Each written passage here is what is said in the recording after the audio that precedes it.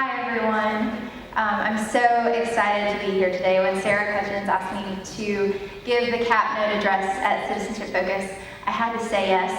It's been about 5 years since I've been back at Citizenship Focus or any major North Carolina 4-H event, and so I am absolutely thrilled to be here. I remember coming to Citizenship Focus, and one of the main things being that you had to get up super early on the Wednesday so you could go meet your representatives and congressmen and women. So I know you guys are probably very exhausted right now, but I also know that you are excited because Citizenship Focus normally means that Congress is right around the corner too. I remember that being a big deal. Yeah, it's really, really exciting. So in reflecting on your conference theme this week, iMatter, choice, character, and conviction, I was thinking a lot about what it means to matter and what qualities and habits and values that 4-H taught me that kind of contribute to what it means to matter in the world. So I entitled my speech, How to Matter, Values and Habits That Change the World. So every single person out there matters. I mean, clearly we can all make a difference. But I think that there's some people out there that I'll call them shiny people, okay? Shiny people are people that other people are attracted to. They exude light and they are radiant and just full of goodness and happiness, and they build other people up and they just attract really wonderful things. Raise your hand if you kind of know what I'm talking about. Shiny, okay, great. Because this is not really a scientific term. I pretty much made it up myself, so I just work with me here, guys. Okay, so shiny people.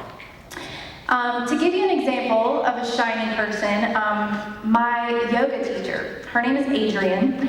She is who I think of when I think of a shiny person. She's fun and bright and warm and always present and intentional in conversations.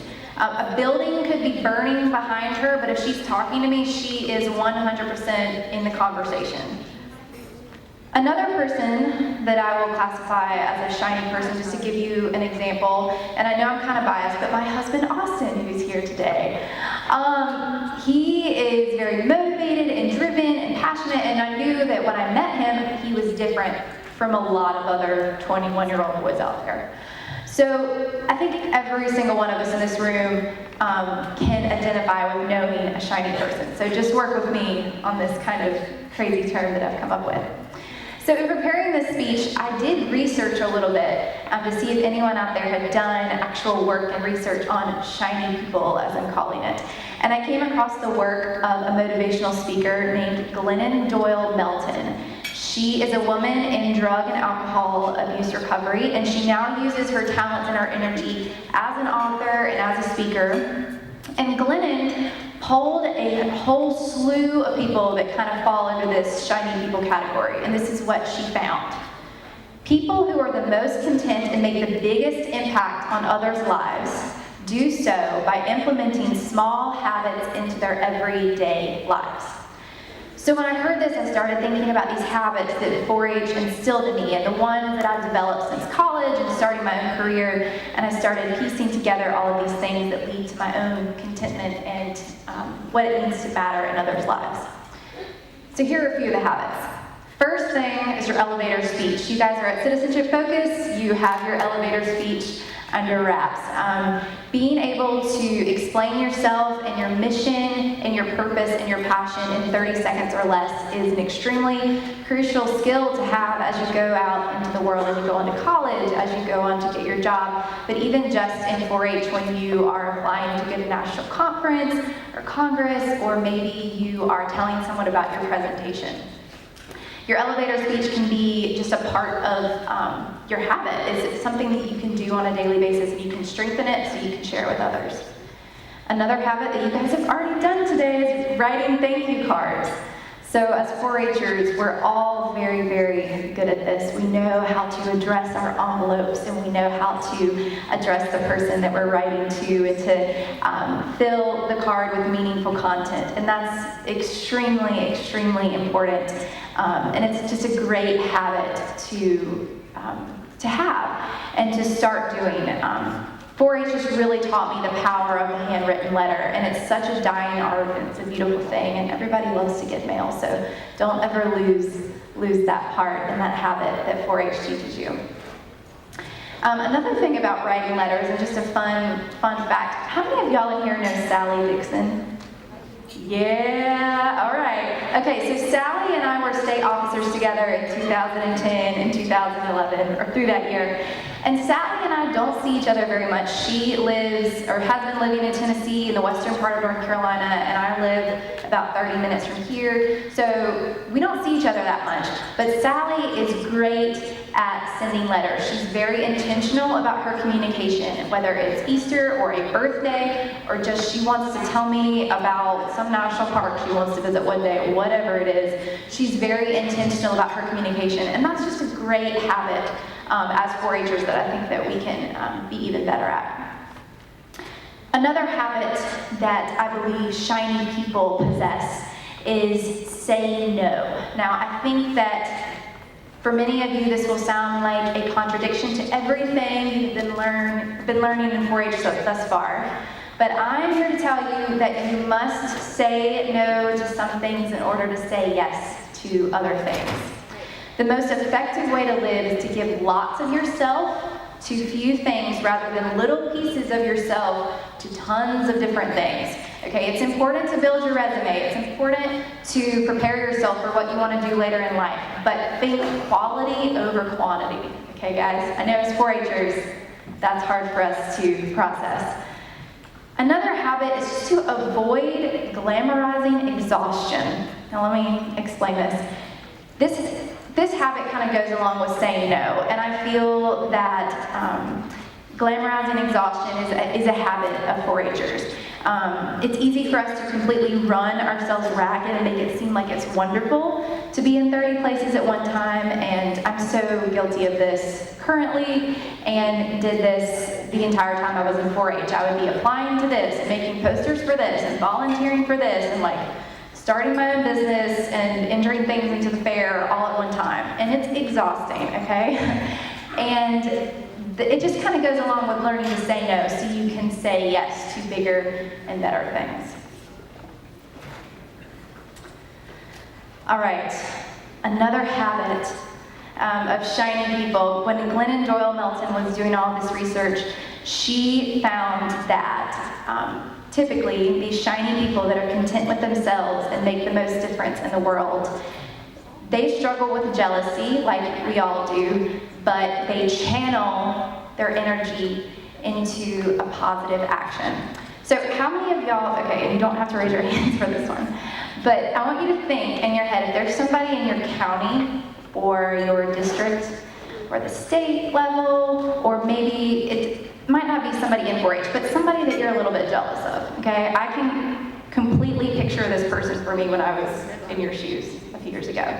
There was this person who seemed to always win everything. This person was beautiful. This person was very talented, and I was very, very jealous. If you can picture that person, the way to kind of release this jealousy from yourself and to kind of gather one of the habits that will make you a shinier person is to compliment this person that you're jealous of. So maybe you just say it out loud to yourself. Maybe you think it. Maybe you write this person a message on Facebook. Maybe you actually compliment them to their face, which you get extra brownie points if you do that. This habit of shiny people, it takes away the comparison and the anger and the frustration. And it's something that I try to do even since I've left 4-H, or grown out, aged out. All right, another habit of a shiny person is to be informed. As delegates at Citizenship Focus, I know I'm preaching to the choir on this one, but I cannot express how important it is, especially this election year, to be aware of the realities in the world around us, okay? We live in the most privileged country in the world. Like, we literally flush toilets with clean drinking water, okay? We live in privilege in this country. But somehow we still have the highest incarceration rate and total prison population in the entire world. On any given night, there are 600,000 homeless people in the United States, and 57,000 of them are veterans. American children die by guns 11 times as often as children in other high-income countries. The United States exports more arms to other countries than any other country. The United States has the highest child abuse death rate in the world, and Americans make up 5% of the world's population, but we use 25% of the world's resources, okay? Coal, oil, natural gas. So all this being said, it's just important to find the issue that's important to you, okay? Maybe you're very interested in women's rights and social justice. Find the issue that's important to you and be informed. Listen to all sides of the story. Read the newspaper. Don't just go on Facebook. Read the newspaper. Question the status quo. Question people that are in authority. Vote when you are old enough. I know some of you are not quite there yet. Write to your legislators. Visit your legislators as you did today. And engage in meaningful conversations that will allow you to see more parts to the story. All right, so all of that heavy stuff out of the way, I want to devote a little bit of time to talking about the two values that I believe are essential in learning how to matter and how to become one of these shining people. Habits are things we can start today and implement into our daily lives, okay? You don't have to wait to start reading the newspaper. You don't have to wait to compliment someone. But values are pieces of our character that we learn and cultivate over time. 4-H taught me to strengthen these two values that I'm going to talk about today. The first one is integrity. Integrity is defined as the quality of being honest and having strong moral principles and moral uprightness. In 4-H, I was given many moments to strengthen my sense of integrity. And as people of integrity, we must make unpopular choices at times. We must silence the world around us so we can hear what our conscience is telling us. Being a person of integrity, oftentimes you'll have to stand up for unpopular opinions. You'll have to be honest to preserve the integrity of an event or an institution. You may have to follow the rules a lot more than you'd like to, and you'll have to be brutally honest, and sometimes that can lead to losing friends or not being as popular, but at least it's so you can, sleep with your head on the pillow at night and sleep soundly. One way that you can strengthen your integrity and just your values of integrity starting today is to be impeccable with your word. This is another thing that I will be completely honest and say that I struggle with. But being impeccable with your word really means to say what you mean and mean what you say. Like I said, I struggle with this on a daily basis, and it's something I'm constantly trying to improve, but it truly does contribute to how much you are capable of mattering to others in the world. The last thing I want to discuss today is the value that I have grown to find most crucial in my life in getting into college and succeeding in college and going on to start my own career. All right, so how many or have any of you ever heard of Brene Brown? Is this a name that rings a bell? Sort of. Okay, she did a very, very famous TED Talk a few years ago, and her career kind of exploded from that. And so when I came across this TED Talk, I was like, oh my gosh, this is what I've been thinking, and somebody else has actually studied it. So I'm going to explain a little bit about her findings. So Brene Brown is a psychologist and professor at University of Houston in Texas. She has spent her whole life studying shame, guilt, resilience, courage, and empathy. What she found in her studies shocked her because she came up against a trait that people in our capitalist, patriotic society typically label as a very negative thing. Brene Brown found that in order for connection to happen between people, we have to allow ourselves to be seen, to really be seen authentically for who we are. And this means being vulnerable. Most of the time we hear this term and we don't like it. We don't want to be vulnerable. We want to be strong and beautiful and perfect. So vulnerable, typically, we don't associate it with being a great thing. But Brene Brown studied it and had other things to say. Brene found that there was only one variable that separated the people who have a strong sense of love and belonging, so we'll call those the shiny people, and the people who really struggle for it. And that was the people that have a strong sense of love and belonging, shiny people, they believe that they are worthy of love and belonging. That's it. That's all that they need. They just believe that they are worthy. That's the only difference between shiny people and people that want to be shiny. So what do these shiny, wholehearted people all have in common? Well, she discovered that they had a sense of courage. Courage comes from the Latin word cor, meaning heart, and the definition is to tell the story of who you are with your whole heart. And so all these shiny people had the courage to be imperfect. They had the courage to be kind to themselves first and then to others, because we know we can't practice compassion with other people if we can't treat ourselves kindly. And the last thing that these shiny, wholehearted people had was that they had connection.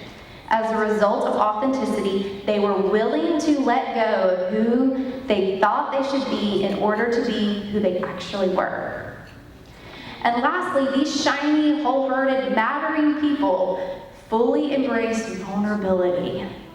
They believed that what made them vulnerable made them beautiful. They didn't talk about vulnerability being comfortable, and they didn't really talk about it being excruciating. They just talked about it being necessary. They talked about the willingness to say, I love you first, and the willingness to do something even though there's no guarantees, like putting yourself out there for a job interview or speaking to your legislators for the first time. They're willing to invest in relationships that may or may not work out. So to me, vulnerability means accepting imperfection and knowing that we are enough as we are. Vulnerability is putting yourself out there for that scholarship or that presentation or that new 4-H friendship. It means telling your whole story with your whole heart. This creates connection. It lets other people know that they are not alone in their insecurities and hang-ups and hopes and dreams. This in turn creates empathy, and empathy creates space for compassion. And compassion is why we are all here today at Citizenship Focus. We're learning strategies and tools that will create a more compassionate world for every single person out there. So I just wanted to give you all some food for thought as you leave today. So think about those habits that you can implement starting today. Think about how you can stay informed by reading the newspaper and engaging in meaningful conversations with someone that might be more left-wing than you, or someone that might be more right-wing with you, or someone that has no idea what they're talking about, but just engaging in conversation in the first place. Another habit that we talked about, just writing those thank you cards, being intentional with your conversations, and complimenting someone that might be jealous of you. And finally, two values that I really found in 4-H and through my life since 4-H, integrity and vulnerability, because vulnerability makes space for empathy and therefore it leads to compassion. So that's what I wanted to share with you all today. Thank you so much for having me. I hope you have a great last few minutes of your Citizenship Focus conference. It's been a pleasure. Thank you so much.